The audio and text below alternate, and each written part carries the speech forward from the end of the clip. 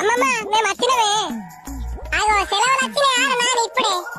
ఏ సెలవులు రాలేదు అమ్మమ్మ, ఇంకా నేను చూడాలనిపించింది అందుకే వచ్చినాం. నాకు తెలుసురా నాని, నేనంటే మీకు ఎంత ప్రేమనో నాకు తెలుసు, అందుకే వచ్చిండ్రు. పోనీ ఫ్రెష్ అప్ అయిపోండి జల్ది. సరేనే అమ్మమ్మ. అమ్మమ్మ మిరపకాయ బజ్జీలు పోయే తిందాం. అమ్మమ్మ మిరపకాయ బజ్జీలు అస్సలు చేయకే, ఆడు మిరపకాయ తినడు, ఓన్లీ బజ్జీ తింటాడు. మీది గులాబ్ జామ్ చేయే అమ్మమ్మ. చే అమ్మమ్మ గులాబ్ జామ్ అద్దే, నోరంతా తీయ తీయ అవుతుంది, అంత అన్నం తినబుద్ధి కాదే. పప్పు షారు వేసుకొని మిరపకాయ బజ్జీలు అంచు కంటించుకొని తింటే కమ్మలత్తదే అమ్మమ్మ. అక్కట్టనే అంటదే, నువ్వు మిరపకాయ బజ్జీలు వేయే. అరే రెండు చేస్తారా మీరు? లొల్లి వరకుంటారా కొంచెం?